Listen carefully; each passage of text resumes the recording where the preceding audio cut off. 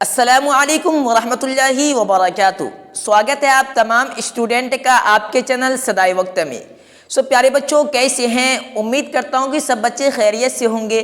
तो चलिए प्यारे बच्चों, आज की इस क्लास को फटाफट शुरू करते हैं। प्यारे बच्चों, आज का जो क्लास होने के लिए जा रहा है ये वस्तानिया परीक्षा 2025 सब्जेक्ट सोशल साइंस है, पार्ट 13 क्लास यानी 13 क्लास। अगर आप लोग पार्ट 1 से पार्ट 12 क्लास तक नहीं किए तो सिंपली उन क्लासेस का लिंक है इस वीडियो के डिस्क्रिप्शन बॉक्स में दिया हुआ है। आप उस लिंक पे क्लिक करने के बाद उन क्लासेस को कर सकते हैं। ठीक प्यारे बच्चों, तो चलिए आज की इस क्लास को शुरू करते हैं फटाफट बिना देरी किए। तो प्यारे बच्चों, यहाँ पे देखिए सवाल ये पूछ रहा है।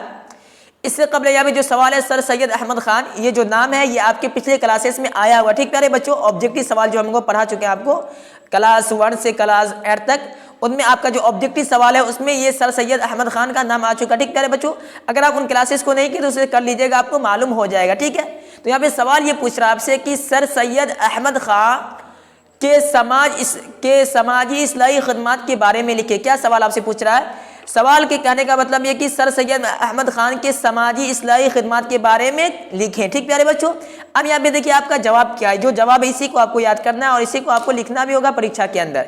जवाब में आपसे ये कह रहा है कि मुसलमानों में बेदारी का आगाज 19वीं सदी के निसफ़े अव्वल में सर सैयद अहमद खान के जरिए हुई। क्या है? मुसलमानों में बेदारी का आगाज 19वीं सदी के निसफ़े अव्वल में सर सैयद अहमद खान के जरिए हुई। ठीक, आगे लिखा हुआ है मुसलमानों में इस्लाह के नुक्ता नज़रिया से व तालीम की तोसी में लगे।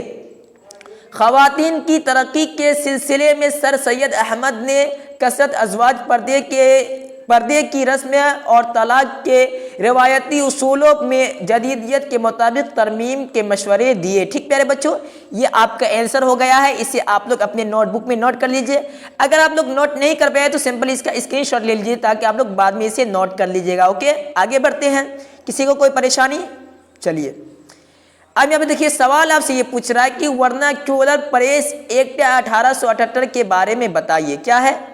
इसके बारे में भी हम पढ़ा चुके हैं कि वर्नाक्यूलर एक्ट क्या होता है। फिर से पढ़ लीजिए, जान लीजिए। ठीक है, यहाँ पे दूसरी तरीके से पूछा जा रहा है आपसे सवाल ये किया जा रहा है कि वर्नाक्यूलर प्रेस एक्ट 1878 के बारे में बताइए। ठीक प्यारे बच्चों, अब यहाँ पे देखिए आपका जवाब क्या है। आंसर में लिखा हुआ यहाँ पर सीधे तौर पर कि वर्नाक्यूलर प्रेस एक्ट 1878 के जरिए हिंदुस्तानी जबानों में छपने वाले अखबारात पर पाबंदी लगा दी गई। ठीक है, आगे लिखा हुआ है अंग्रेज़ों की आमद के बाद यानी अंग्रेज़ों के आने के बाद हिंदुस्तान में जदीद अखबारात को फ़रोग़ हुआ। सस्ते अखबारात लोगों तक पहुँचने लगे। रफ्ता रफ्ता हिंदुस्तानी लोगों के ज़रिए अखबारात छापने जाने लगे। ठीक, आगे लिखा हुआ है इन अखबारात ने अंग्रेज़ों की इस्तेहसाली पॉलिसी को उजागर किया। आगे लिखा हुआ कि अखबारों के ज़रिए से जब अंग्रेज़ों के मज़ालिम और इस्तेहसाल का पर्दाफाश होने लगा तो अंग्रेज़ों ने वर्नाक्यूलर प्रेस एक्ट 1878 के ज़रिए पाबंदी की कार्रवाई की। ठीक प्यारे बच्चों, इसे भी आप लोग अच्छी तरीके से समझ गए होंगे और इसका भी स्क्रीनशॉट ले लीजिए अगर अब तक आप लिख नहीं पाए हैं तो। ठीक है, आगे बढ़ते हैं। किसी को कोई परेशानी? चलिए सवाल आगे ये लिखा हुआ है कि महालवारी निज़ाम क्या था। क्या सवाल है? महालवारी निज़ाम क्या था? आपको जब हम क्लास करवा रहे हैं तो एक चौकंदर आके मुझे परेशान कर रहा है। बच्चे लोगों को क्लास करवा रहे हैं, क्लास करवाने दो, हमेशा आगे परेशान करता रहता है। ये देखिए आगे सवाल जवाब आप यहाँ पे देखिए, महालवारी निज़ाम क्या था? परेशान नहीं करो, क्लास करवाना है अभी ऑनलाइन।